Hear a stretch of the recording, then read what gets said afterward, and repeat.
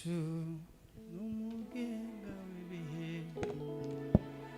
zose bitarabaho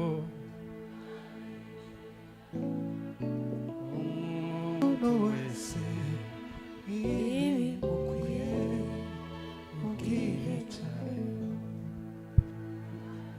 genera umuntu wese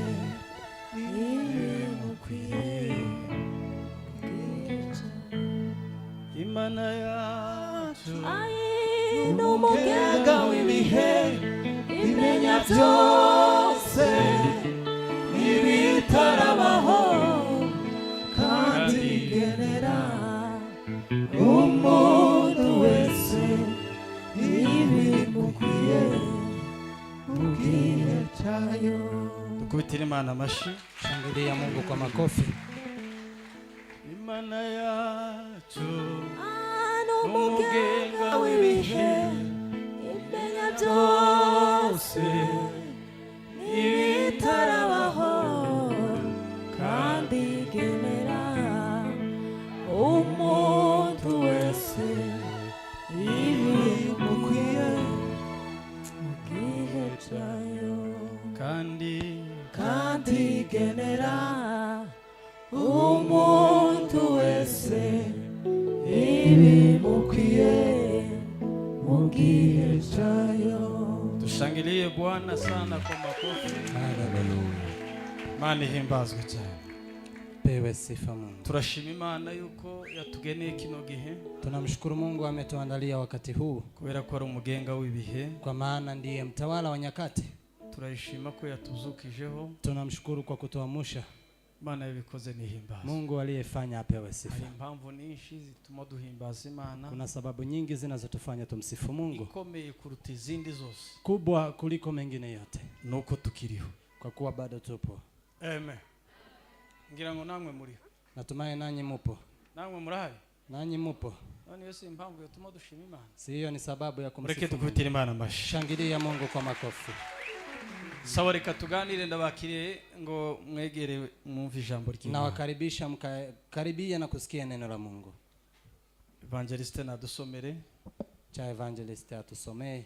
Uyu munsi turaganira ijambo rivuga ngo kugira inyota y'amateraniro.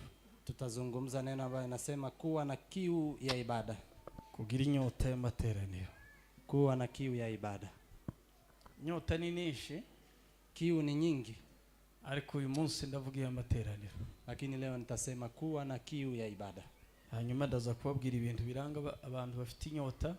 Alafu nitakuja kuwaambia kinachodhihirisha walio na kiu, mbabwire n'ingaruka z'abantu batakigira inyota y'amateraniro. Na niwaambie madhara ya watu ambao hawana kiu ya ibada. Murakoze cyane. Barikiwe sana. Abaheburayo ibice ni 10 n'umurongo wa 25. Ebrania 10:25. Kandi ahasoma araza no kuwasoma mu ijambo ry'Imana. Hapa mahali anasoma atakuja kusoma pia kwa Waebrania 10 n'umurongo wa 25. Waebrania 10:25. Hanyuma ararangiriza mu gitabo cy'Abakorinto ba mbere. Atakuja kutamatisha katika waraka wake Paulo kwa Korinto wa kwanza. Igice cya 14 n'umurongo wa 24. Na gatandatu, sorry. Mlango wa 14 mstari wa 26. Yego. Aho hose arahasoma no mu ijambo ry'Imana. Atasoma katika neno la Mungu. Abaheburayo ibice 10:25. Aravuze ngo twe kwirengagiza guteranira hamwe. Twe kwirengagiza guteranira hamwe. Kuko bamwe baje babigira. Kuko bamwe bazababigira. Ahubwo duhugurane. Kandi uko mubonye urya munsi wegera. Muba ariko murushaho kugenza mutyo. Amen. Kandi uko mugize gute? Mubonye wa munsi wegera. Muba ariko murushaho kugenza mutyo. Uwo munsi no kugaruka kwa Yesu. Ni siku ya kurudi kwa Yesu. Soma ijambo ry'Imana. Soma neno la Mungu. Ijambo ry'Imana Abaheburayo. Abaheburayo 10:25. Haravuze ngo twirinde kubura mu materaniro. Mwumvaho niho wavuga neza cyane. Twirinde kubura mu materaniro. Nkuko bamwe babigize akamenyero. Ego, kuko bamwe babigize akamenyero. Ahubwo turusheho gukomezanya. ahubwo turusheho gukomezanya kubera ko wa munsi wa Nyagasani wegereje nk'uko mubireba. Amen. kubera ko wa munsi wa Nyagasani wegereje nk'uko mubireba. Hari ibimenyetso byinshi bigaragaza imperuka nk'uko mubireba. Kuna ishara nyingi zinazodhihirisha siku za mwisho kama mnavyoangalia. Kubera ko twegereje wa munsi wa Nyagasani, kwa maana tunakaribia hiyo siku ya Yesu kurudi. Niyo mpamvu tugomba kwirinda cyane kubura mu materaniro. Ndio maana tujilinde sana kutokosa katika ibada. Kuko ngo bamwe babigiza akamenyero. Kwa maana wamoja wamefanya kuwa desturi. Ijambo akamenyero, neno desturi ni routine, nukumva ko ugenda cyangwa ntugenda. Mazoea ni kusikia naweza enda ama nisiende. Nukunda muyandi magambo nta gaciro biba bigifite muri wowe. Kwa maneno mengine haina thamani katikati yako. Kugenda no kutagenda zose biba kimwe, ariko ndetse kutagenda niko kugira agaciro kuri wowe. Kuenda na kutoenda yote ni the same, lakini kutoenda hata ndio inakuwa kubwa. Abakorinto ba mbere 14 no kuri 26. Waraka wa kwanza wa Paulo kwa Korinto 14 14:26. Haravuze ngo nuko bene data, iyo muteranye bimera bite? Iyo muteranye hamwe biba bimeze bite? Umuntu wese afite indirimbo, cyangwa amagambo yo kwigisha, cyangwa undi muntu arimo avuga amagambo yo kwigisha, cyangwa amagambo ahishuriwe, cyangwa se n'undi muntu muri mwebwe muteranye agahishurirwa, cyangwa ururimi rutamenyekana, cyangwa se akavuga kundi mizitamenyekana, cyangwa amagambo yo kurusobanura, cyangwa se undi agasobanura zandi mikuri ruga. Nuko rero byose bikorerwe kugira ngo abantu bunguke. Abantu bunguke. Mu materaniro nta kindi kiba cyatuzanye. Katika ibada hakuna kingine kimetuleta. Ni uguteranira hamwe kugira ngo abantu bunguke. Ni kushiriki pamoja ili watu wakafaidike. Amen. Amen. Soma ijambo ry'Imana. None se bavandimwe. Mutegere ijambo ry'Imana. None se bavandimwe. Haravuze ngo none se bavandimwe. Bikwiye kumera bite? Bikwiriye kumera bite? Igihe mukoraniye hamwe, umwe afite indirimbo, umwe yazanye indirimbo, undi afite inyigisho, undi ibyo ahishuriwe, undi ibyo kuvuga mu rurimi rundi, undi ibyo kurusobanura. Byose bibereyeho kubaka ubugingo bw'umuryango w'Imana. Amen. Soma. Wala tusiache kukusanyika pamoja kama ilivyo desturi ya wengine. Yes. Bali tuonyane na kuzidi kufanya hivyo. Kwa kadiri muonavyo siku ile kuwa inakaribia. Amen. Amen. Tusome katika waraka wa kwanza wa Paulo kwa Korinto sura yake ya 14 mstari wa 26. Biblia inasema hivi: basi ndugu, imekuwaje? Yes. Mkutanapo pamoja, kila mmoja ana zaburi, anafundisha, ana ufunuo, ana lugha, ana tafsiri. Mambo yote yanatendeka kwa kusudi la kujenga. Kama mtu akinena kwa lugha, wanene wawili au watatu, si zaidi. Amen. Amen. Tukutira Imana amashi. Shangilia Mungu kwa makofi. Inyota yo kuja mu materaniro. Kuwa na shauku ya kwenda kwenye ibada. Kugira inyota yo kuja mu materaniro. Kuwa na shauku ya kwenda ibadani. Biblia yavuze ngo twirinde. Biblia imesema kajihadhari kubura mu materaniro, kukosa katika ibada kusanyiko, kuko bamwe babigize akamenyero, kama vile wengine wamefanya kuwa mazoea. Ushize niyinga nabivuzeho buke. Jumapili nimeweza kuzungumzia kidogo. Naravuga ngo impamvu twicara ducisha amatangazo ya buri cyumweru. Nimewaambia kwa nini tunaendelea kupitisha matangazo ya kila wiki. Kandi urebye ukurikije amatangazo yo ku cyumweru gishize na none, na ukiangalia matangazo ya wiki iliyopita na leo, hahinduka ibintu bikeya gusa, ariko handi umwanditsi ahindura gusa date. Kuna badilika vitu vichache, lakini pale pengine wanabadilisha tu ni tarehe. Tuzoterana saa 2:30. Jumapili utashiriki saa 2:30. Kuwa kane tuzoterana saa 8. Alhamisi utaweza kushiriki saa 8. None si bimwe? Si ni Desemba. Numugoroba turaterana amateraniro ya kabiri saa 9. Jioni tutakuwa na ibada itakayoanza saa 9. Murumva igihindutse? Mnasikia kuna kile kimebadilika. Igihinduka gusa ni date. Kitakachobadilika tu ni tarehe. Kubera iki amatangazo agenda nyuraho? Kwa nini matangazo yanaendelea kupita? Ndetse tukayacisha no kumbuga na hano. Na hasa tunaweza kupitisha hata kwa magroups. Nuko abantu inyota yo guterana yashize. Ni kwa maana watu shauku ya kuweza kushiriki imeweza kuisha. Yani magambo nugukomeza twibutsa nkuko uyu mwanditsi yibutsaga Abaheburayo bene wabo. Ni kama vile tunaendelea kukumbusha kama vile mwandishi alikuwa akiwakumbusha Waebrania.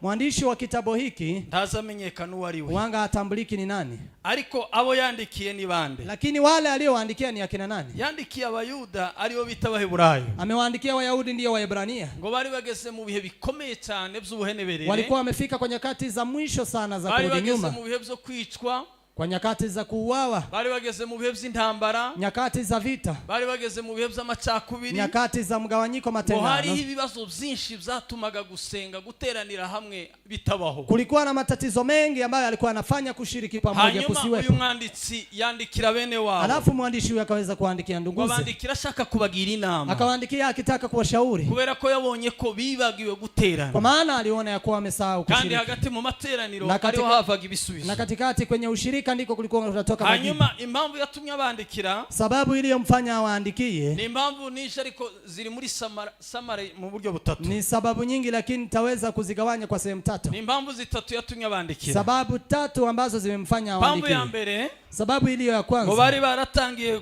ngo kudohoka gucogora mu kwizera. Walikuwa wameanza kukata tamaa katika imani. None ngo arabitegereza muri bo. Alafu alipowatazama katikati yao. Abona ngo kubera kudaterana kwao. Na akaona kwa sababu ya kutoshiriki kwao. Kubera impamvu biita ko hari impamvu. Kwa sababu wanazoziita ni sababu. Wanasifiwa sana. Amen. Nta mpamvu yotuma tudaterana. Hakuna sababu inaweza kutufanya tusishiriki. Ntayo. Hamna. Ahubwo impamvu dufite nishi. Na unaweza ukabaki na haleluya. Ushobora no gusigarana indimi. Unaweza ukabaki na lugha. Nijwi ryo kuririmba urisigarana. Na hata sauti ya kuimba unaweza baki nayo. Nabyo wakora byose ukomeza ubikora mu rusengero. Na yale ulikuwa ukifanya unaweza ukafanya kwenye hekalu. Ariko mutima wawe. Lakini katika moyo wako watangiye gucogora no gucika intege mu kwizera Imana. Umeshaanza kukata tamaa na kutomwamini Mungu. Mwanditsi rero ngo impamvu ya mbere yatumye abandikira. Mwandishi sasa kwa sababu ile ya kwanza iliyomfanya waandikie. Mitima yabo. Ameweza kuangalia katika mioyo yao. Watangiye gucogora. Wameanza kukata tamaa. Ngo mu buryo bwo kwizera kwa kiroho. Impamvu ya kabiri yatumye abandikira. Sababu ya pili iliyowafanya awaandikie. Ngo yabonye muri bo batangiye gucika intege. Ameona ndani yao wameanza kuikata tamaa. Ngo kutitabira amateraniro kubera impamvu nishi runaka. Kutoitika ushirika kwa sababu fulani. Iyo gucika intege kwa habaye. Kukata tamaa kukiwepo. Nukuvuga ko impamvu ziba zabarenze. Sababu zimekuwa nyingi. Noneho umuntu agatangira acika intege. Na mtu anaanza kukata tamaa. Bena hande amasaha yo gusenga iyageze nico ubutotsi buza cyane. Saa zile masaa ya kushiriki ikifika ndipo usingisi unabaki. Uzare abantu nibuzugira dutotsi amasaha yo gusenga ageze. Kama unakuwa na usingisi wakati wa kuomba ikifika. Umenye kuri mu ntambwe zo gusubira inyuma. Jua upo kwenye hatua za kurudi nyuma. Ariko iyo umuntu ari mu buzutsi. Lakini mtu akiwa kwenye uamsho. Kwa kundi wameraga ukiri mu buzutsi. Kama vile ulikuwa unakaa ukiwa kwenye uamsho. Wibuke cagihe wameraga kurya wagezumera iyo uri mu buzutsi mu mbaraga z'Imana. Kumbuka vile ulivyokuwa ukiwa kwenye nguvu za Mungu. Wagezurambirwa. Daudi yaravuze mu gitabo cha Zaburi. Daudi akasema katika Zaburi. Ibice ni 122 n'umurongo wa mbere. 122 mstari wa kwanza. Biravuga ngo n'indirimbo y'amazamuka. Inasema hiyo ni nyimbo ya kupanda. Biravuga ngo Daudi. Anasema Daudi. Bwana sifiwa sana. Amen. Ngo narishimaga. Nimefurahi sana. Iyo bavugaga ngo tuje mu nzu y'Uwiteka. Wakiwa wanasema twende kwa nyumba ya Bwana. Ngo nta kindi kintu cyateraga Daudi byishimo. Hakuna kitu kingine ambacho kilikuwa kinamletea furaha Daudi. Ngo yumvaga inkuru zo kuja mu materaniro. Kila wakati alikuwa anasikia habari za kwenda ibadani. Nabizi neza nawe urabizi. Najua nawe unajua pia. Kurya wari umeze ugishaka ugikizwa. Kama vile ulivyokuwa ukiokoka. Kurya wari umeze ukiri mu buzutse. Kama vile ulivyokuwa ukiwa kwenye uamsho. Urabizi neza ko nta muntu wagutanga mu rusengero. Wajua ya kuwa hakuna mtu alikuwa anakuzidi kufika kanisani. Urabizi neza ko waguhatira kuririmba. Na unajua ya kuwa hakuna anayekusukuma kuimba. Urabizi neza nta waguhatira ibikorwa byo mu rusengero. Hakuna aliyekuwa akikusukuma kazi za kanisa. Utakoraga. Hayo ambayo unafanya na ukufanya. Iyo utagikora ibyo wakoraga mu materaniro. Kama ufanye yale ulikuwa unafanya kwa ibada. Nikigaragaza ko umaze gucogora. Ni ishara tosha kuwa umekata tamaa. Inyota imaze kugabanuka muri wewe. Na shauku imeshaisha ndani yako. Habundi buhanuzi ukeneye. Huhitaji mnabii umutima mwingine. wawe ni umuhanuzi Moyo wako ni nabii kweli kweli. ukomeye, kubera ko kubwira ukuri Kwa maana inakwambia ukweli. ibyo wakora Kwa gutagikora. yale ambao ulikuwa unafanya lakini Iyo sasa umuntu ufanye. yaririmbaga atakiririmba, Tu kama alikuwa anaimba lakini iyo sasa umuntu haimbi. yakoraga ibintu abyitumirije ariko asigaye akora yuko yabwiwe, Mtu kama alikuwa anafanya vitu kwa kusudi lakini sasa yeye anafanya kwa kusukuma. imbaraga zaguteraga kubikora Nguvu ambazo zilikuwa zinakufanya ufanye hazipo. usigaye ukoreshwa n'imbaraga zisa nk'iza droge. Unafanya ni kama umeweza kuwekewa mihadharati. Kuza kubivuga cyane iyo Wanga anapenda tuganira kusema n'abandi. sana. Hari abantu bamwe zanumva ngo bazanywa energy, Kuna watu wamoja nasikia wanakunywa energy. wenda si cyaha n'ibindi, I don't know. Sijui. Ariko hariho n'abagenda batese uzwinywera iki. Kuna yule nimemuuliza, je, unakunywa kwa nini? Hariho nigeze mbaza ndetse w'umugore Kuna yule nimeuliza na alikuwa mama. n'abasanze basekura isombe. Nimewapata wakiwa wanasiaga sombe. Muri hano Uko hapa cyangwa kera mwasinziriye? ama mmeshasinzia? Hatse zagenze gute? Kamuuliza imekuwaje? Arambwira ngo yatamwe ka energy Akaniambia kama hajakunywa energy ngo ndashobora kubona imbaraga zo gusekura isombe. hawezi pata nguvu za kuweza kusiaga sombe. Hatse birashoboka. Nikasema yawezekana. Ngo yarabigerageje. Ete amejaribu. Ngo yatanywe energy Kama hajakunywa energy ngo ndashobora kubona imbaraga zo gusekura isombe. hawezi pata nguvu za kusiaga sombe. Ati nimba ruko rero ni ikibazo. Kama ni hivyo sasa ni Reka tatizo. mbabwire kino kintu. Cha niwaambie jambo hili. Utagikoresha imbaraga z'umwimerere zikuvamo. Kama utumii nguvu zako za kipekee ambazo ukazusigara ukora ikintu yuko habonetse izindi mbaraga. unafanya kitu kwa sababu kumepatikana nguvu zirya zingine. mbaraga zirya wakoresheje kugira ngo ukore cya kintu. Zile ambazo umetumia ili ufanye kitu hicho Zishobora kugufasha nikakujya kwa robo, zishobora kugufasha muri ya segonda. naweza ikakusaidia katika sekunde hiyo. Ariko iyo zikwinjiye mu izo ukoresha, Lakini ukitumia ikintu cya mbere zazikora iyo zikugeze kitu muri cha kwanza zinazofanya zibanza zikamara twa tubaraga duke usigaranye muri wewe. umaliza zile nguvu chache ambazo umebaki nazo ndani yako. Usanga umuntu yarabaye wiki, Ndipo unapata mtu amekuwa mdhaifu. ibanza ikamara za mbaraga zindi wari usigaranye. Unamaliza zile nguvu ulizokuwa nazo. Yarangiza ugasigara uri vide. Alafu unabaki ukiwa Yani empty. magambo ugasigara gusukoreshwa n'izindi mbaraga. Sasa unabaki ukitumiwa na nguvu zingine ambazo si zako. Atagisenga yibyukije. Mtu asipoomba akijiamsha. Iyo umuntu atakija mu materaniro yabyibwirije. Mtu asipoenda kwa ibada akiwa amejiambia. Iyo umuntu atagitanga icyacumi yabyibwirije wenyine. Mtu asipotoa fungu la 10 akiwa amejiambia peke yake. Abageze mu buheneberere amefika mwisho kweli kweli. Hello. Wibuke bya bindi byose wakoraga ubyitumirije. Kumbuka yale yote ambayo ulikuwa unafanya ukijiambia peke yako. Kwa kubudiakoni nta muntu numwe aguzugira mbere yawe. Ulipowekewa wakfu wa diakoni hakuna aliyekuwa anakuambia kuja kufanya usafi. Bandika cyangwa bagahamagara ngo ese turaje mu masuku rya. Mmoja walikuwa anaandika na kupiga simu, je, taenda kwa usafi? Batari ku rubuga rw'abadiakoni. Kuna hata madikoni ambao hawako kwenye grupu ya diakoni. Tekereza.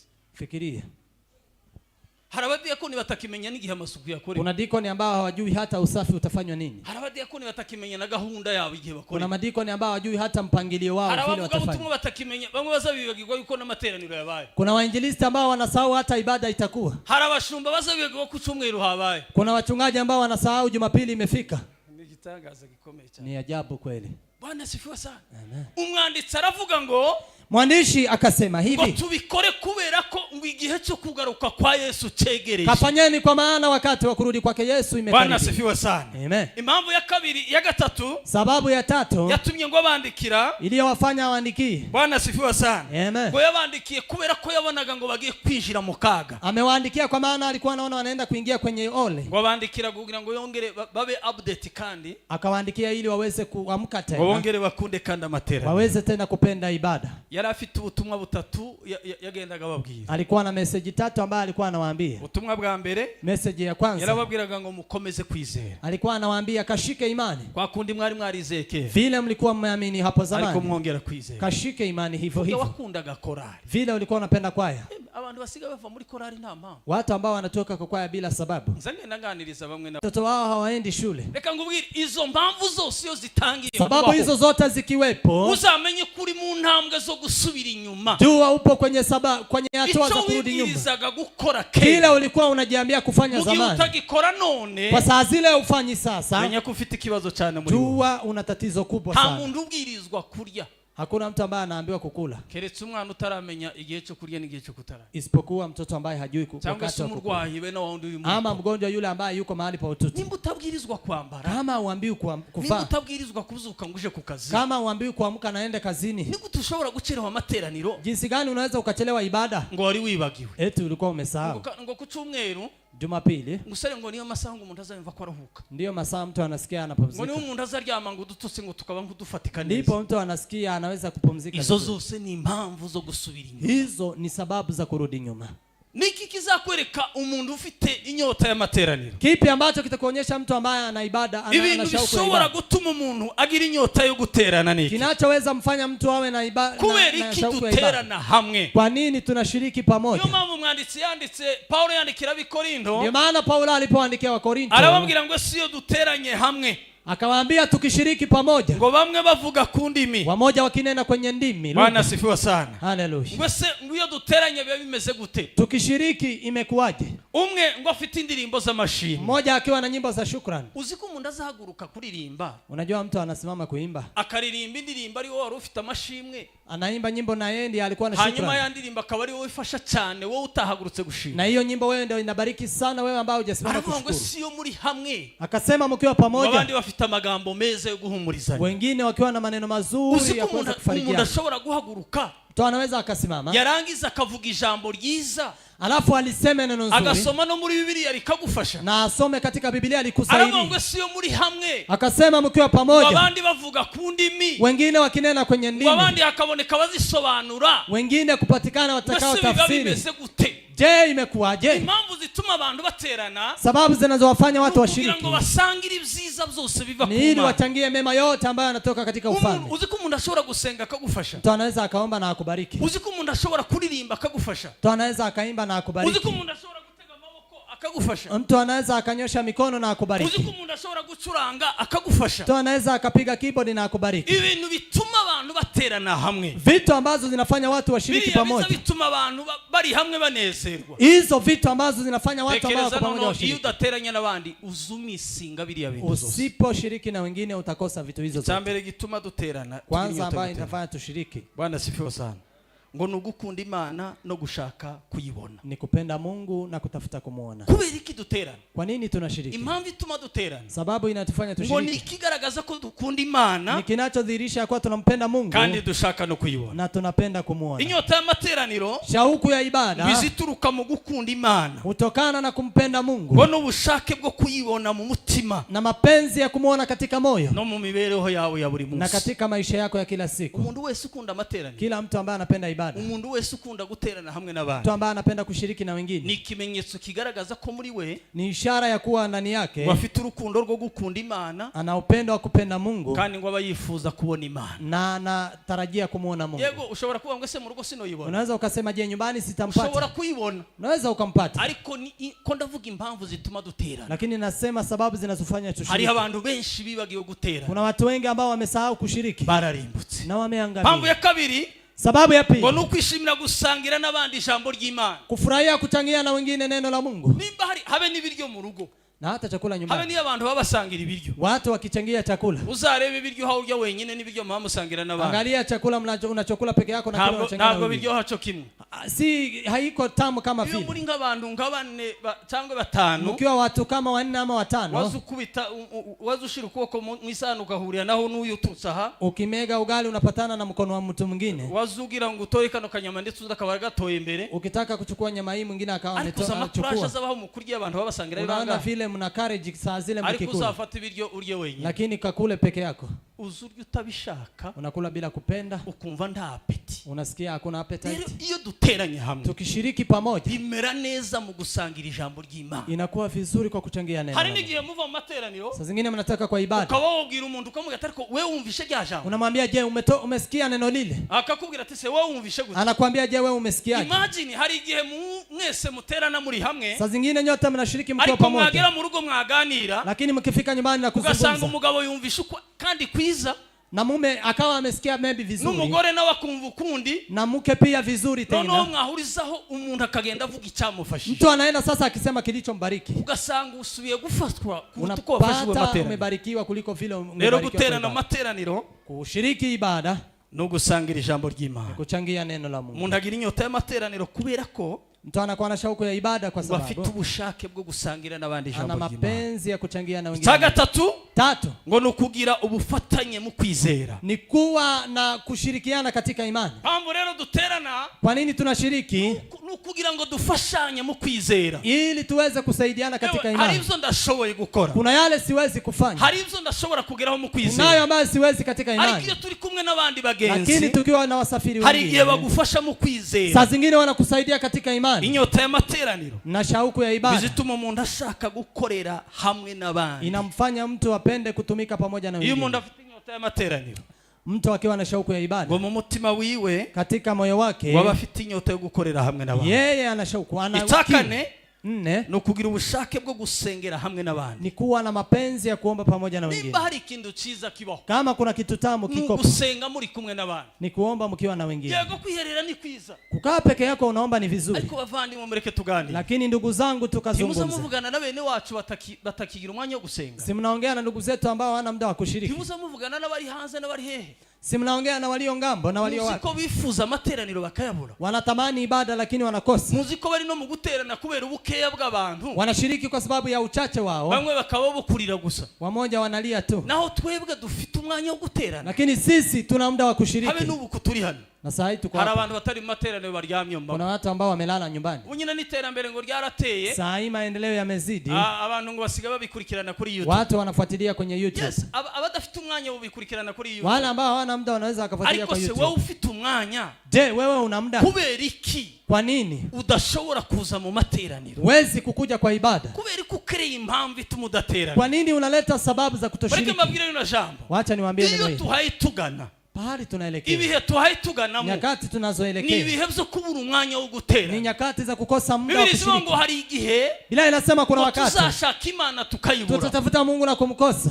Niba ugifite umwanya wo guterana, Kama una muda wa niba kushiriki, ugifite umwanya wo gusenga, kama una muda wa kuomba, aka kazi tuhaye dukora hano, hii kazi tunayofanya aka ni hapa, akazi gatoya. hii ni kazi Umuntu kidogo. ashobora kwiporogaramu agasenga. Mtu anaweza akajiweka program na Iyo kuomba, duteranira hamwe, tukishiriki pamoja. Bwana asifiwe sana, Amen. ngo ni ukugira ubushake bwo gusenga Ni nawe. kuwa na mapenzi. Icya ya kuomba. gatanu Tano, ni ukugira impano yo gufasha abandi ni kuwa na karama ya kuwasaidia mu wengine buryo bw'umwuka. kwa kiroho. Mushobora guterana muri hamwe, Mnaweza mkashiriki mkiwa pamoja. ugomba kugira ubushake bwo gufasha abandi mu buryo bw'umwuka. Lazima ukawe na shauku na ile mapenzi Kubera ya ko ushobora kuwasaidia. kugira ubushake bwo gufasha abandi, Kwa nini uwe na mapenzi ya kuwasaidia tugira wengine? impano zitandukanye. Tuna karama tofauti. Hari abagira impano yo kwerekwa, Kuna wale wana karama ya kutabiri. hari abagira impano yo gusengera Kuna abarwayi, wale wana karama ya kuwaombea hari wagonjwa. abagira impano yo kuririmba, Kuna wale wana karama ya kuimba. turimo abafite impano yo kubwiriza, Kuna wale wana karama ya hari kuhubiri. n'abandi bafite impano zitandukanye. Kuna wengine wana karama tofauti. Impano yawe irashobora kunubaka, Karama yako inaweza ikanijenga. impano yanje irashobora kukubaka. Karama yangu inaweza Rero ikakujenga. guterana hamwe Kushiriki pamoja ni bigaragaza ni kinachodhihirisha yuko ufite ubushake bwo gukoresha impano ya yawe kuwa una mapenzi ya kutumia karama kugira ngo zako ubashe gufasha abandi. ili ukawasaidie Iyo wengine. udaterana hamwe n'abandi, Usiposhiriki na wengine, mu yandi magambo, kwa maneno tuba mengine, ukeneye gufasha abandi hauhitaji kusaidia kandi nawe wengine, ntukeneye gufashwa n'abandi. nawe utaki kusaidiwa. Iyo duteranira hamwe, Tukishiriki pamoja, bamwe bahanura, wamoja wakitabiri, abandi baganira iby'Imana, wengine wakiongea ya Mungu, abandi batera za haleluya, wengine wakishauti haleluya, abandi bavuga kundi. wengine wakinena kwa lugha. Paulo aravuga ngo ese biba bimeze. Paulo akasema, je, inakuwaje? Bwana sifiwa sana. Haleluya. Hello.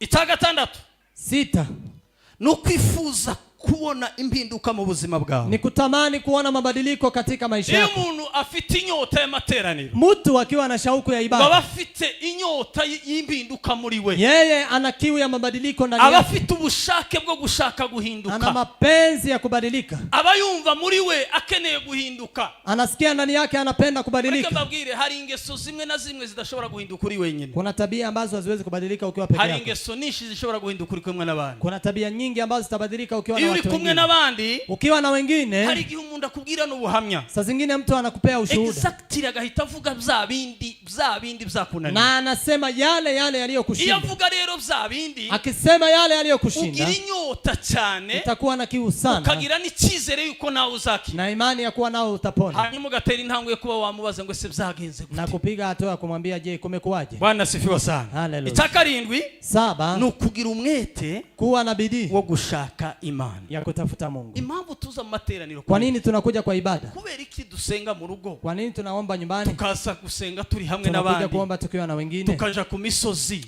Tunaenda mlimani, tukaja n'ahandi mu mara, tunaenda pahali pengine abandi kuomba, bakaja no mu mazi. wengine wanaenda hata majini. Biravuga ngo ni ukugira umwete wo gushaka Ni Imana. kuwa na bidii ya kutafuta Mungu. Iyo umuntu afite inyota y'amateraniro, Mtu akiwa na shauku ya ngo ibada, aza akoresha inzira zose anatumia njia zote zishoboka kugira ngo abashe guhura n'Imana. ambazo zinawezekana ili apatane na Mungu. Kambabwira ingaruka Wacha niwaambie madhara ziva mu kudaterana hamwe n'abandi. ambazo zinatokana na kutoshiriki na Bwana wengine. sifiwe sana. Haleluya. Turi kumwe, Tuko pamoja. mureke dukunda amateraniro. Cha tupende ibada. Ubundi guterana Kushiriki ntabwo ari inyungu y'abashumba, si faida ya wachungaji, si inyungu y'abadiyakoni. si faida ya madikoni. Kuba muri korari Kukaa kwa kwaya ntabwo ari inyungu ya perezida cyangwa ba kondegiteri. si faida ya kiongozi Oya, ama, ni inyungu yawe ku giti cyawe. ni faida yako Mu pekee. gihe utaramenya gutandukanya inyungu yawe n'inyungu rusange Kwa z'abantu, saa zile hujajua kutofautisha faida icyo zako na gihe za uba ufite wengine, ikibazo gikomeye saa cyane. hiyo una tatizo kubwa sana. Ni izihe ngaruka zibaho mu kudatera? Madhara yapi ambayo yapo kwa kutoshiriki? Ndabizi ko abantu bafite reason nyinshi cyane Najua watu wanazo sababu nyingi zo kudaterana. za kutoshiriki. Urabona ngo muri Kenya, Unaona katika Kenya, abandi ngo hehe na hehe, wengine wapi wapi, yego bitangira gahoro gahoro, inaanza polepole, bitangira gahoro gahoro. inaanza polepole. Ko hari umuntu twaganiriye nawe Kuna mtu ambaye tumeongea naye, umushumba, mchungaji, arambwira ngo yagiye gusura abakristo bakoraga muri Kinyozi, akaniambia ameenda kutembelea wakristo wake ariko walikuwa naje katika hari abo kanisa. twaganiriye. Lakini nami kuna wale nimeongea na wao. Uwo mukristo akamukunda cyane, Huyo mkristo anampenda ariko sana, ntaterane. lakini asishiriki. None arabatereka nzakore ziyara nje Akasema kumusura wacha hano. nifanye ziara nikaende kumuona, Kandi ngo ikizatuma nje kumusura na kitakacho nifanya niende kugira ngo kumuona nzabonane na boss wiwe, ni ili nipatane na bosi wake, hanyuma musabire off yo ku cyumweru. mwajiri wake, ili nikamuombe ofu ya Jumapili. Ariko ibyo byari mutima ntiyabibwira wa mukristo. Hiyo ilikuwa moyoni, lakini hakuambia mshirika Aragenda huyo. aja kumusura, Akaenda akamtembelea. ageze mu kazi, Alipofika Imana kazini, iramufasha asanga ari kumwe na boss. Mungu akamsaidia akapata yupo pamoja na boss. Yamatangira abwira boss, Akaanza kumwambia boss, naje gusura umukristo wawe, nimekuja kutembelea mkristo ariko wangu, kandi icyanzanye cyane, lakini kilichonileta, ndashaka ko nataka ya kuwa uzoza umuhereza ofu yo ku cyumweru. kampe ofu ya Indi Jumapili, minsi azoza akora, siku zingine ariko afanye nibigera ku kazi, cyumweru lakini ikifika Jumapili azoza gusenga. akuje kushiriki. Muzi icyo boss yavuze? Unajua kile boss Kandi amesema, ndabizi ko na hano bahari. na ninajua hapa wapo. Yaravuze ati se nini ndakubwiye ko nzamubuza kuja gusenga? Amesema nani amekuambia namzuia kwenda Nguyu kushiriki? turi kumwe hano. Ndiye huyu tuko pamoja naye. Umubaze nimba naramubuje kuja gusenga. Kamuulize kama nimemkataza kwenda Ni kuomba. utazukenera kuja gusenga. Ndiye ambaye hataki kwenda Ntabwo kushiriki. nigeze mubuza kuja gusenga. Sijamkataza kwenda kushiriki. Muzi impamvu abenshi bakora muri utwo tuzi impamvu badasenga ku cyumweru? Unajua kwa nini watu wengi ambao wanafanya Ngo muri Jumapili kwa kazi weekend hizi? niho hazaba iki? Eti katika weekend ndio Wazaba kunakuwa iki? nini? Pesa. Amafaranga bazabizita guteka kazini. Ngo commission.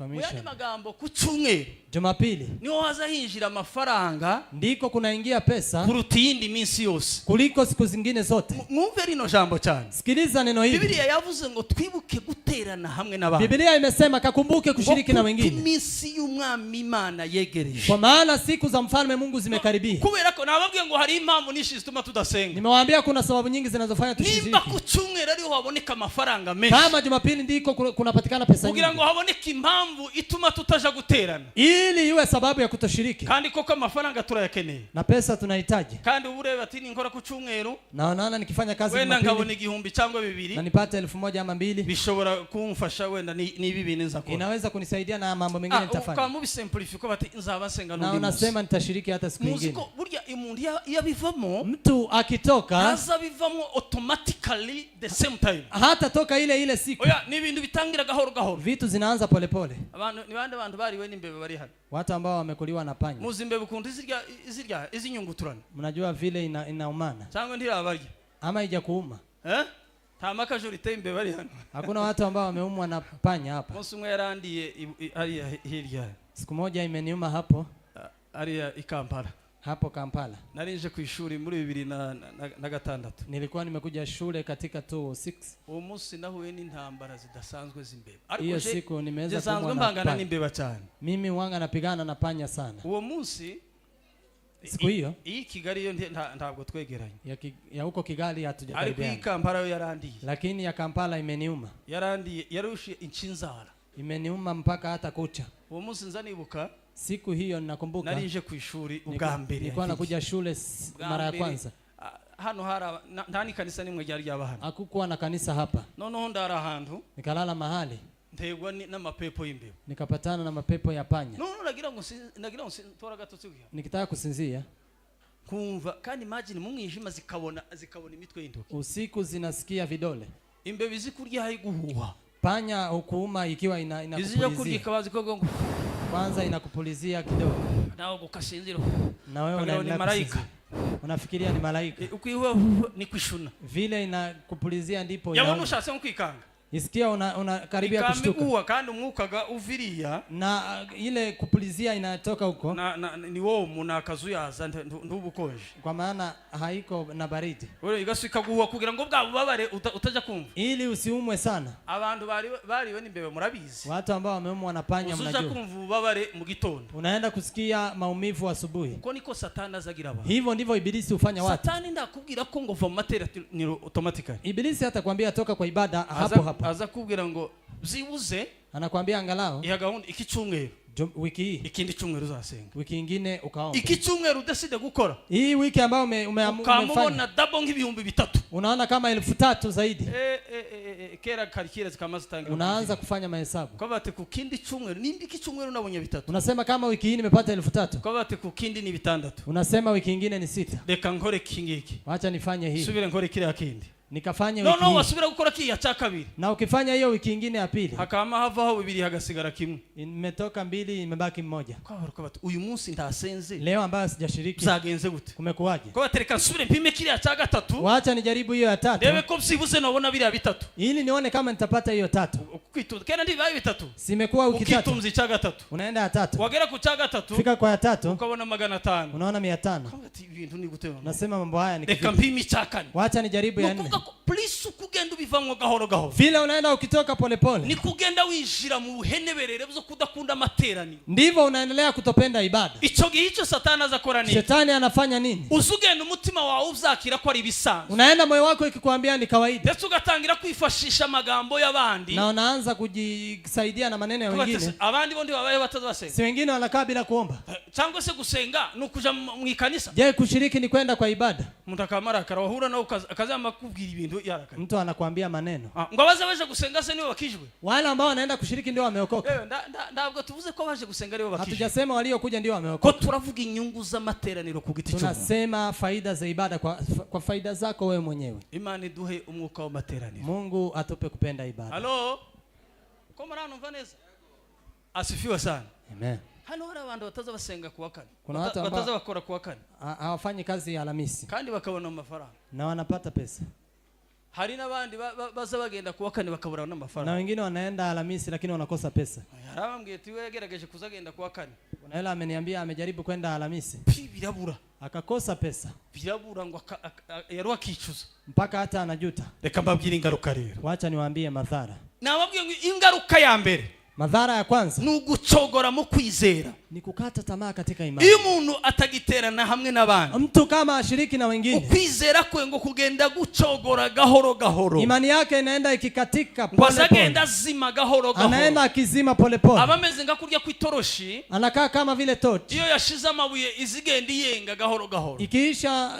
mawe inaenda ikipungua nukuvuga ko impamvu ya mbere ingaruka ya mbere izigaragara ku muntu udatera madhara ya kwanza ya mtu ambaye ashiriki wa mwete yagiraga gusenga ile bidii aliyokuwa nayo ya kuomba buryo yagiraga bwo gukorera Imana ile namna alikuwa nayo ya kumtumikia Mungu azagenda cogora gahoro gahoro mu anaenda akikata tamaa pole pole imbaraga zo mu kwizera zigenda zidohoka nguvu katika imani zinaenda zikipungua noneho yaruha kazima burundu mpaka anazima kweli kweli kandi yaruha kumva ko nta kibazo na anasikia hana tatizo ugasanga karahamagara abapasiteri na hata anawaita wachungaji twebwe ganga urabona ngo tuba turi no mu cyaro sisi tupo huko mashambani cyose agakogwa ko mu ikanisa lakini saa zile kuna kazi ya kanisani ngo muzoza mutumenyesha katuambie bavandimwe ntabwo dukeneye amafaranga yanyu hatutaki pesa zenyu icyo dukeneye ko imitima yanyu banzi yoboke Yesu kile tunahitaji ni mioyo yenu kwanza imwelekee Yesu iyo umuntu afite inyota y'Imana mtu akiwa na shauku ya Mungu habwirizwa gukorera Imana hata ambiwa kutumikia Mungu. Impamvu twicara tubwiriza abantu gukorera Imana. Kwa nini tunasukuma watu kutumikia Mungu? Nuko batarabanza kumenya Imana. Kwa maana wao hawajamjua Mungu. Iyo wamenye Imana d'abord. Ukiwa wamemjua Mungu kwanza. Ukagira inyota yo guhorana n'Imana. Na kuwa na kiu ya kubaki na Mungu. Uzi ngombwa gukora. Unajua ni vizuri kufanya.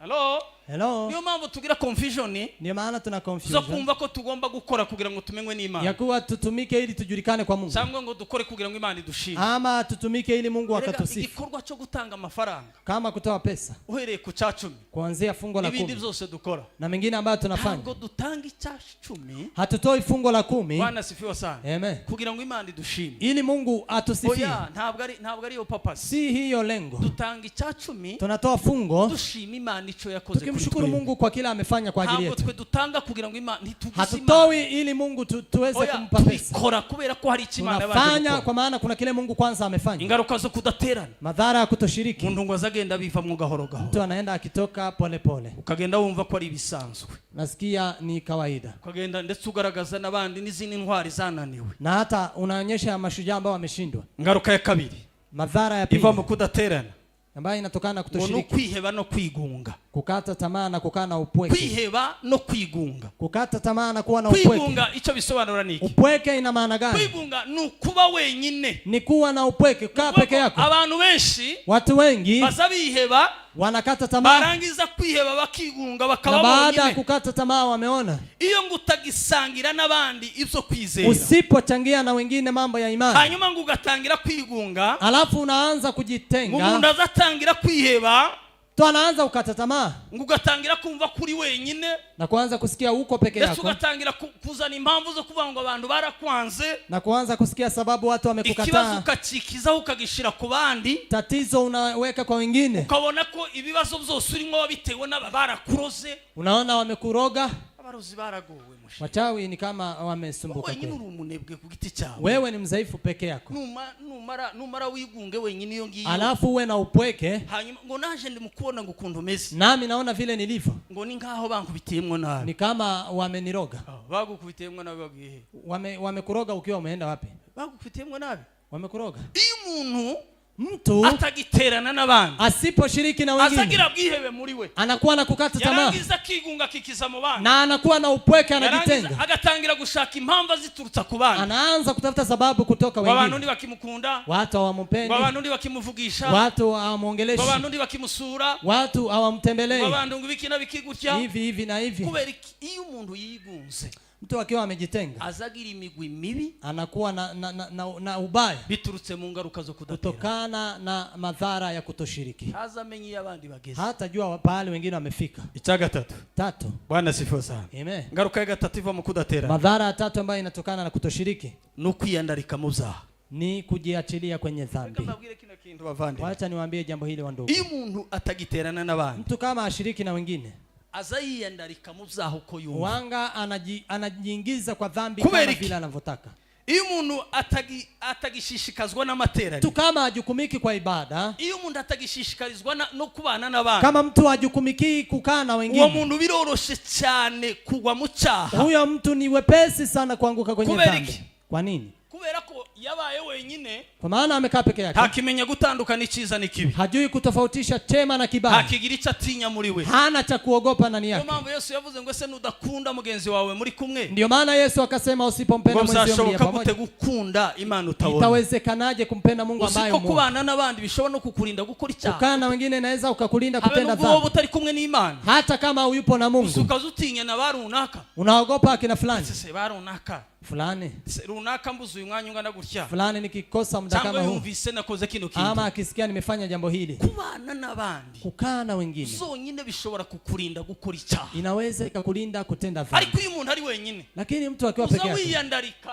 unajiachilia ukagera hahandi nawe wenyine, na kufika pahali peke yako, utakigira n'urukundo rwo kwikunda, unasikia hata una upendo wa icyo gihe kujipenda. gukora icyaha muri wewe Saa hiyo kufanya dhambi ndani yako biroroshe cyane. ni rahisi sana. Abantu batagiterana, Watu ambao ntabwo washiriki bagitinya icyaha, hawaogopi dhambi, bakora icyaha barakigotomera nkakuye kwa amazi. wanapenda dhambi na wanakunywa kama maji. Niyo mpamvu Paulo yavuze ngo iyo duteranye turi hamwe, Ndio maana Paulo amesema tukishiriki bamwe pamoja, basenga iwe nta ndirimbo akicumva, waasikii nyimbo. ba bandi baba bonyine Wale wanakaa peke yao ntibakicumva abandi basenga, hawasikii wengine wakiomba, ntibumva ijambo ry'Imana, hawasikii neno, ntibumva indirimbo, hawasikii nyimbo, ntabwo bumva amashimwe y'abandi. hawasikii shukrani za Ni ukuvuga wengine. ko Satani yarabafashe, Ibilisi amewachukua arababloka bashyira ahantu, akawafunga akawaweka icyo mahali, gihe ikije cyose aragikora. kinachokuja chote atafanya. Kubera iki? Kwa nini? kubera ko atagiterana Kwa n'abantu. maana hashiriki na wengine. Bwana sifiwe sana. Haleluya. Icya gatanu, 5.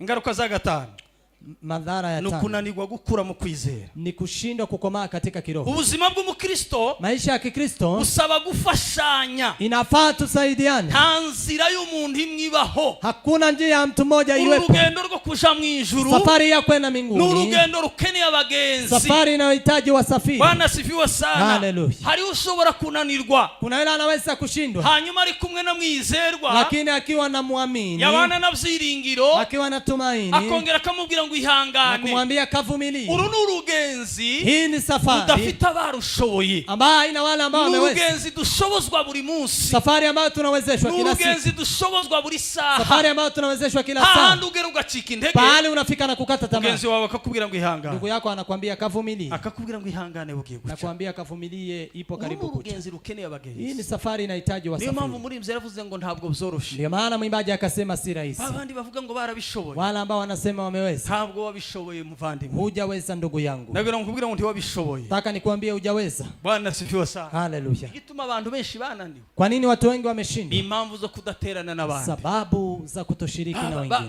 Bagiye ukwabo, Wameenda wakajitenga, bumva ko batagikeneye abandi. wakasikia hawahitaji wengine, Abo ngabo bagenda ukwabo, hawa wakaenda kivyao, ntabwo bumva ko hari agaciro k'abandi. hawasikii wana thamani ya wengine. Ariko nagira ngo mbabwire, Lakini nataka niwaambie, kudaterana hamwe n'abandi. kutoshiriki pamoja na wengine.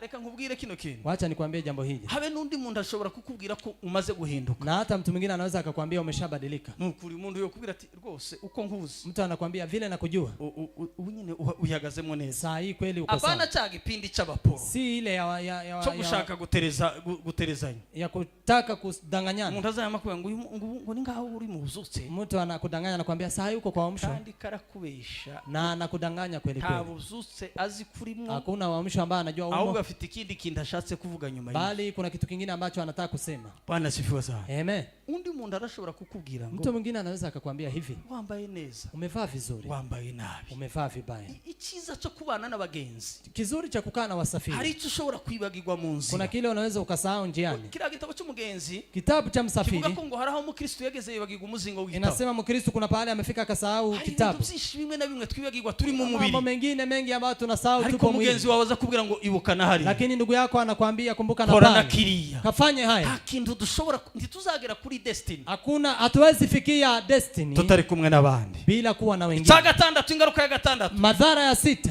Bwana asifiwe sana. Amen. Ngo ni ukuzimira no gucika intege. Ni kuweza kupotea na kukata tamaa. Iri jambo kuzimira Neno no kupotea gucika intege na kukata tamaa biva ngo mu kudaterana hamwe n'abandi. ni kutoshiriki pamoja na wengine. Biza bituma iyo ugenda wenyine Inaleta ukienda peke ngo biza yako, bikuzanira gucika intege, inakuletea kukata tamaa, kandi ngo ukumva ko mu buzima nta ntego ufite, na unasikia maishani huna lengo. ndetse ngo ukumva utanga ipari. Wakakosa mtu ambaye anaweza kuwarudisha. Kwa nini? kubera ko bari bonye. Kwa sababu wako peke yao. Ingaruka ya karindwi, Madhara ya 7 ngo bituma utukuri kw'ijambo ry'Imana. inafanya upoteze ukweli wa neno la Iyo Mungu. umuntu adaterana Tusiposhiriki mu materaniro, katika ngo niho ibada, abantu baza bigishanya iby'ukuri, ndiko watu wanafundishana ya ukweli, niho abantu baza babwizanya iby'ukuri. watu wanaambiana ya ukweli. Naho iyo uri wenyine Lakini ukiwa peke yako ushobora kwibesha, unaweza ukajidanganya, ukibesha ikinyoma ukakigira ukuri, unajidanganya ukweli unafanya kubera ko nta wundi uongo. muntu muri kumwe ni Kwa wewe. maana una mtu mwingine, ni peke yako. Ariko iyo muri kumwe n'abandi, Lakini mkiwa na wengine, uza musangira ijambo ry'Imana, mnachangia neno la Mungu, mugasangira indirimbo, mnachangia nyimbo, hanyuma mugakomezanya mu nyigisho, na mnaendelea katika mafunzo, ukagenda woroherwa muri wewe, unaenda ukipata upesi ndani yako, ukagenda utora bya bindi byari byakunaniye. yale ambayo yalikuwa yamekusumbua. Kuko hari n'igihe umuntu abwiriza, Saa zingine mtu anahubiri, akabwiriza ijambo wasomye ariko utasobanura. anahubiri neno ambalo umesoma lakini hujatafsiri. Umuvugabutumwa yari yahaguruka gusoma ijambo, Mhubiri amewahi kusimama kusema akavuga asoma ijambo waraye usomye, na anasema neno ambalo cyangwa se umesoma, wasomye mu gitondo, ama umesoma cyangwa se asubuhi, wasomye muri ico cyumweru, ama umesoma wiki hiyo. uzi ukuntu biza bikunezeza. Unajua vile ukufurahisha, Uzavuga ati iri jambo unasema jambo nari hili narisomye,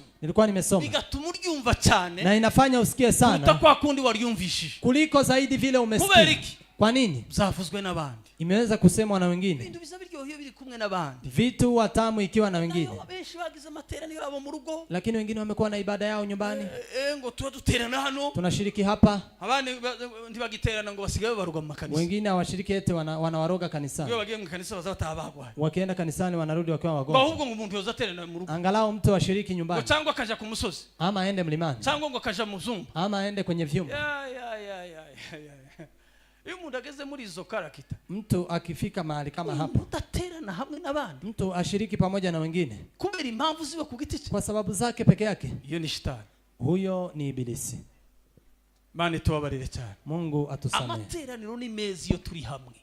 Kusanyiko ni nzuri tukiwa pamoja. Hari iyo ufashwa n'umuntu, Kuna saa zingine unabarikiwa na aricaye mtu gusa akagufasha bigatuma akiwa amekaa peke, connecta ku Mana. anakuconnect na Mungu. Hari igihe umuntu azahaguruka, Saa zingine mtu akisimama ugafashwa gusa n'ukunda aba yicecekeye. unabarikiwa tu na vile amenyamaza. Ati runaka nje bazamfasha abe nubwo atoririye, Fulani hata kama haimbi, ariko ukunda aba yimereye gusa, lakini vile alivyo. ugahita wumva une cyangwa mwe ntimugira izo karakita. Ama nyinyi hamna karakta kama hizo. Mwe mwabaye abanyamwuka cyane, ibintu by'izindi mukibamo. Nyinyi mmekuwa wa kiroho sana, mambo Ibyo ya bintu namwe hari dunia. igihe bizabafasha. Hata nyinyi kuna vile inawasaidia. Cyangwa ufashwa n'umuntu ayatamba, Ama mtu akicheza, ufashwa n'umuntu arimo aririmba, unaweza ukabarikiwa na mtu akiimba ufashwa n'imyitwarire y'umuntu. na mwenendo wa mtu. Ko ndababaza, Na wauliza, mwebwe kubera level mugezemwo, kwa sababu ya level hari mmefikia. abantu bamwe bazaba ngo ibi ni iby'isi. Kuna watu wanasema haya ni ya Noneho dunia. ukibwira iwe ari he? Unajiuliza, je, yuko wapi? Ese ibyo mu ijuru ni ibi? Je, ya mbinguni ni yapi? Ntabwo tuzakorera mu ijuru kugira ngo tuzaje mu ijuru. Hatutatumikia mbinguni tuende mbinguni. None se nituzaba twagezeyo tuzaba Kama twadukorera tutakuwa tumefika, tutakuwa ibyo tunafanya nini? dukorera hano mu isi. Yale tunayofanya hapa Biblia ulimwenguni. zivuga ngo hahirwa bapfa bapfira mu mwami. Biblia inasema heri wanaokufa katika Umwuka nawe mfano. ngo ye Roho naye anasema baruhuke yes, imihate yabo, wakapumzike dhiki imirimo zao. yabo Matendo yao igira gute? yafanyeje? Imirimo bakoreye he? Kazi ambazo wamefanya Bakoreye wapi? hano ku isi. Hapa ulimwenguni. Bwana sifiwe sana. Amen. Alo, Hello. amateraniro ni meza kubana n'abandi. Ibada ni nzuri kukaa na wengine. Kubera iki wicara wizirika? Kwa nini unajifunga? Hari aho uzogera ukabura abandi. Kuna pahali utafika ukose wengine. Urakereye irungu ryawe. Wewe unaleta upweke peke Irungu yako ry'amateraniro. ya ibada, Kandi hariho ubwinshi bw'amateraniro. na kuna wingi wa ibada. Hari aho uzogera ukazubura n'umuntu n'umwe Kuna mutera. pahali utafika hata ukose mtu Habe mmoja wa n'umugore kushiriki, wawe n'umugabo wawe muzoza mu buruko na mutera. hata mke wako na mume wako mtakosa vile ya Kubera kushiriki amashifti y'akazi kwa gatandukanye. sababu ya kazi tofauti. Ariko mu gihugu ifite umwanya, Lakini please, kwa saa zile una muda, mureke dukunda amateraniro. wacha tupende ibada. Gute umuntu asiba amateraniro? Jinsi gani mtu anakaa nyumbani asije kwa Cyumweru ibada? umuntu agasiba Jumapili mtu atarwaye, anakaa asije atagize gute bila kuwa na nini, ngo afite gahunda ngo programme yo kuja mu cyaro kuwa mbere, eti ana programu ya kwenda ushago akamasiba ku cyumweru, na asije Jumapili, ngo aravyuka aja kurangura, ataendea biashara, ngo agomba kurya, ngo agomba kwirirwa aryanye, lazima ashinde akiwa amelala ngo akarara aryanye, na lala akiwa amelala, kandi bya bindi yanavuze nta nabikora, na yale ambayo amesema hatafanya, ntabwo yirirwa aryamye. hata shinda akilala. Wenda arihangana naje kugira ngo cagihe abandi basohokeye amateraniro yabo, Saa zile wengine wamemaliza ibada ya kwanza, avuga ati reka nje kuvugisha runaka nimba aseme wacha niende kukaongelesha size, fulani. kavuga abwira umugore tese ntiwumvishe ko bagize ikiriyo, Akamwambia mke, si umesikia wamekuwa na matanga, ngo hari ikibazo bari baragize. walikuwa na tatizo. Wa wundi wari wavuze ngo aririrwa aryamye, Vile alikuwa amesema atashinda akilala akagaruka nijoro, na anarudi usiku, iyo ngiyo, ndetse akagaruka bamwe na bamwe baforoze. na hata anarudi akiwa amekunywa kisirisiri pombe. Ni shida ikomeye cyane. Kibazo Nta gikomeye. kindi kintu ciza nk'amateraniro. Hakuna kitu kizuri kama ibada. Noneho byiswa amateraniro y'abiri. Sasa kusanyiko la watakatifu. Bwana asifiwe sana. Amen. Icyamunani 8 tuza kurangiza. tukikaribia kutamatisha. Ingaruka ya munani yo kudaterana, Madhara ya 8 ya kutoshiriki ngo nukubura amahirwe yo gukoresha impano zawe. kukosa fursa ya kutumia karama zako. Iyo hatariho guterana, Isipokuwa kukusanyika, ngo ububuza amahirwe yo gukoresha impano zawe. umekosa bahati ya kutumia karama zako. Imana yazihaye abantu. Karambira abantu. Kuwaimbia wengine. Harabaza ngo ko bararimbira Imana ndi babarimbira. Wengine wanasema wanaimbia Mungu, hawaimbii None watu. se uririmba abantu ndi bazafashwa. Ukiimba si watu wanabarikiwa. Turirimbira abantu. Tunawaimbia pia watu kugira ngo banezererwe Imana, ili wakamfurahia Mungu. Umva confusion abantu bazakora. Confusion ya watu. Wewe ngoje ngo sinkireba amaso y'abantu. Mimi siangalii macho ya watu. Kandi cyane cyane abantu bakunda kuvuga gutyo. Na watu ambao wanapenda kusema hivyo. Baba bafite quelque chose. Wana Ngo yeye ngojewe ngo abantu ngo ntacu baba bambwiye. Mimi watu hawaniambii kitu. Ngo mama ndirimbira gusimana. Naimbia Mungu tu. Uraimbira Imana kurayibona wowe. Unaimbia Mungu unamuona. Uraririmbira abantu kugira ngo banezererwe Imana. Kaimbia watu wafurahie Mungu. Halo? Kura tukanga kurashaka kutwereka kugeze muri level benda zigazo hejuru ngo unataka abantu uracho kutuonyesha bakikubwira eti watu hawakwambii kitu. nimba abantu uracho bakikubwira n'Imana ntakikubwira. Kama watu hawakwambii kitu na Mungu hakwambii kitu. Niyo mpamvu biri umwanditsi yanditse. Ndio maana mwandishi akaandika. Aravuga ngo kurwawe ruhari. Akasema kwa ngambo. Bane n'abantu bose amahoro. Kaishi na watu wote kwa amani. Aba bantu muzabana amahoro. Hawa watu ambao mtaishi nao kwa amani. Harimo no kubaririmbira. Kuna kuwaimbia. Impano zawe zirakenewe. Karama zako tunazihitaji. Iyo udakoresha talanta zawe wahawe. Usipotumia karama zako. Uzibyaza umusaruro. Na zitufaidi. Zimwe zizabyare zitanu tena bana. Wale watu ambao wamejitenga na wengine. Batagisengana n'abandi. Watu ambao washiriki na wengine. Abandi baba yabo mu byumba. Wale ambao wamekuwa wa vyumbani. Abandi baba yabo mu mago. Wengine wa nyumbani. Abandi baba ya uko nyine bameze. Wengine wamekaa vile walivyo. Satani agira igihe cyo kugenda akora umukwa. Ibilisi ana vile anaenda akifanya akiwachunguza. Hanyuma akagenda bakoresha amapenalty. Alafu anaenda akiwaangusha. Iyo umuntu atakiri kumwe n'abandi, mtu asipokuwa na wengine, haba gifite imbaraga zo kwirinda. Hana nguvu za kujilinda. Bwana sifiwe sana. Haleluya. Iyo umuntu atagisengana n'abandi, mtu kama ashiriki na wengine, iyo umuntu atakiri mu muryango w'abandi, mtu kama si wa jamii ya watu wengine, arabantu bari ukwabo, kuna watu ambao wako peke yao, habe n'imiryango ntibayikorera, na hata jamii ya watumiki, ngo mu muryango harimo abantu bamwe ngo badasobanutse. Eti jamii kuna watu wengine ambao hawaeleweki. Usigaye nanga no kugera mu miryango. Wanga na chukia kufika hata jamii. Ukristo bwawe butabanziriza mu muryango. Ukristo wako ambao hauanzi jamii. Nimba umuryango wanyu utakuzura umugabo. Kama jamii yako haikujui. Cyangwa uri umudamu uri umukobwa. Ama we ni mke ama ni hanyuma ukatubesha ngo urakijijwe. Alafu unatanganya umeokoka. Ukristo bwawe burakeketse. Ukristo wako umeshukika. Mbabwiza ukuri. Niwaambie ukweli. Ukristo butangirira mu rugo mu muryango. Ukristo unaanzia bomani, nyumbani. Huko. Abantu bikiza mu miryango. Watu ambao wanajiondoa jamini. Kwa muryango ngo hagenda ngo isetana nabo. Ukienda ukijigusa pamoja. Ngo nico ngo nabarya bakubuze ngo bakubona bakakuroga. Na wale ambao wamekukosa ndipo watakupata kuuroge. None se wewe uzobandi. Wewe utakuwa nani? Kandi abantu bose bibikange. Na watu wote ambao wameogopa. N'abanebwe. Ni wadhaifu kweli kweli. Abantu bose bibikange n'abanebwe. Watu ambao ni waoga ni wadhaifu pia.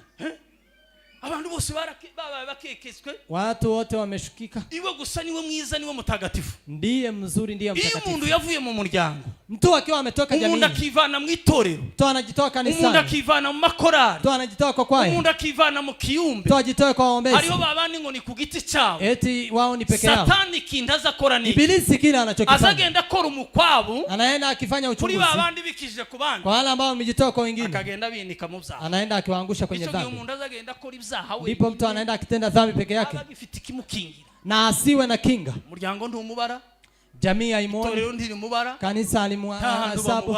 Hakuna pahali unaweza ukamhesabu. Kandi nta muntu ushobora kubaho atari controlwe na spirit runaka. Na hakuna mtu ambaye anaweza kukaa bila kuwa control na spirit. Nimba utayobewe n'umwuka w'Imana. Kama hujaongozwa na roho wa Mungu. Uyobowe n'umwuka wa Satani. Umeongozwa na roho wa Ibilisi. Bwana sifiwe sana. Amen. Imana itubabarire cyane. Mungu atusamee sana. Tureke kwitandukanya n'abantu. Tusijitenge na wengine. Hari ibyiza byo kubana n'abantu. Kuna mema ya kukaa na wengine. Hari ibyiza byo kubana n'abavyeyi. Kuna mema ya kukaa na wazazi. Hari ibyiza byo kubana n'abandi mu matera. Kuna mema ya kukaa na wengine kwenye ibada. Hari ibyiza byo kuba mu muryango. Kuna mema ya kukaa jamiini ambayo unakaa. Hari ibyiza byo kuba muri community. Kuna mema ya kukaa katika community. Hari ibyiza byo gukorera mu muryango. Kuna mema ya kutumikia katika jamii ya wengine. Tukumve ko wihagije. Usisikie umejitosheleza. Isi n'umwarimu. Dunia ni mwalimu. Isi kwigisha wabishaka utabishaka. Atakufunza penda usipende. Haraho uzagera ukifuza abandi. Kuna pahali utafika utamani wengine. Bari yose wiruka wikorera buri munsi. Hao wote ambao unasema kila siku. Haraho uzagera ukamenya agaciro kabandi. Ipo siku utajua thamani ya wengine. Nta butunzi buruta abantu.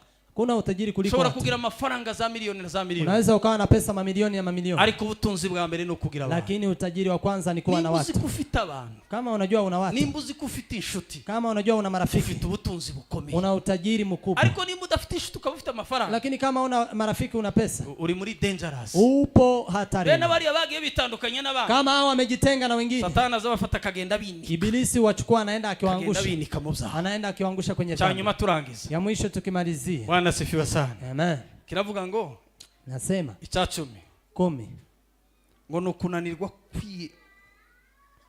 kwitegura ku munsi w'amateka. Kushindwa kujiandaa kwa siku ya mwisho. Kunanirwa kwitegura ku munsi w'amateka. Kushinda kujiandaa kwa siku ya mwisho. Ibi duhoramwo amateraniro ya buri munsi. Kwa nini tunakaa ibada ya kila siku? Gusenga buri munsi. Kushiriki kila siku. Nta rindi sezerano dusigaje. Hakuna agano lingine ambalo tumebaki nayo. Dusigaje sezerano ryo kugura kwa Yesu. Ni moja tu ya kurudi kwake Yesu. Ibyo dukora byose. Yale tunayofanya. Mureke tubikore twiteguye kugaruka kwa Yesu. Waacha tufanye tukijiandaa kurudi kwake Yesu. Kandi kizadufasha kugira ngo twitegure kugaruka kwa Yesu. Na kitakachotusaidia tujiandae kurudi kwa Yesu. Tuzaba turi mu materaniro hamwe n'abandi. Ni kuwa katika ibada pamoja na wengine. Yego uziko hari n'amatangazo icyo utazawumvunda akakubwira ati bavuze gutya. Kuna matangazo hata usikii mwingine anakuambia wamesema hivi.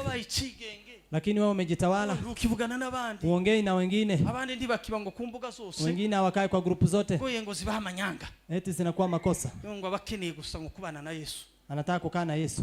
Ukubana na Yesu. Unakaa na Yesu. Ukahubana na Yesu vrema. Pale unakaa na Yesu. Wewe ushobokana na Yesu. Wewe unawezana na Yesu. Wana nayo kumvikana n'abakuru bawe n'abarumuna bawe. Ukiwa umeshinda kukaa na ndugu zako na umuryango wora unani. Jamii ukiwa umeshinda. Na Yesu. Utawezana na Yesu. Biblia zitubwira ngo umunsi w'imperuka. Na hakuna kingine kitatusaidia. Nuko tuzabaho turi mu rusengero. Ni kwa sababu tukae tukiwa kwa ibada. Muri aravuga ngo baguma mu rusengero. Imbaji akasema wakabaki kanisani. Iteka ryose. Milele. Ngo bashima Imana. Wakisifu Mungu. Kandi basenga. Na wakimsifu. Nta kindi kizadufasha guma muri Yesu. Hakuna kingine kitatusaidia kubaki na Yesu. Handi twohongirane mu rusengero. Ni kanisani. Impamvu nishi zituma tudatera. Sababu nyingi ambazo zinafaa tusishiriki. Amateraniro arahari. Ibada ipo. Igiterane kirahari. Mkutano upo. Ariko wewe kurazerera gusa. Lakini wewe unazunguka tu. Ngo niyo mwanya kuja gusura nyogose. Eti ndio muda wa kumtembelea shangazi. Niyo mwanya w'igipimo. Ndio muda wa kuongea. Ya magambo uzawirirwamo harya wagenda. Yale maneno ambayo unashinda pahali umeenda. Harya ni azakomeza kugushira mu buhenebere. Hiyo ndio inaendelea kukuweka kwenye Mani wao mugisha. Mungu awabariki. Mani bagirire neza. Mungu akawatendee wema. Ndabifuriza kugira inyota ya matendo. Nawatakia kuwa na shauku ya ibada. Hanyungu ya pastori kuza mtoe. Hakuna faida ya pastor kuja yawe kuza matera. Ni faida yako kuja kushiriki. Bizatuma ubonana n'Imana. Itafanya uonane na Mungu. Bizatuma uhura n'igisubizo cyawe. Na itafanya upatane na jibu lako. Bizatuma usangira impano zawe n'iz'abantu. Uweze kuchangia karama zako na za wengine. Bizatuma ku musaruro w'Imana. Tafanya ufike kwa mazao ya Mungu. Reka dusenge Imana. Tuombe Mungu. Mwami Yesu Kristo. Haleluya. Ndaguhimbaje kuri umukozi w'umuhanga. Ndaguhimbaje kugira neza. Asante kwa yote ambayo umetenda. Asante kwa sababu umetutendea mema. Twaja mbele yako tukisema asante Yesu. Asante kwa kutuamsha. Asante kwa kutupa pumzi ya uhai tena. Tunashukuru kwa sababu kwa sababu umetutendea mema. Jina lako litukuke. Jina lako liinuliwe. Tunashukuru sana kwa sababu umekuwa pamoja nasi. Tunaomba Baba utupe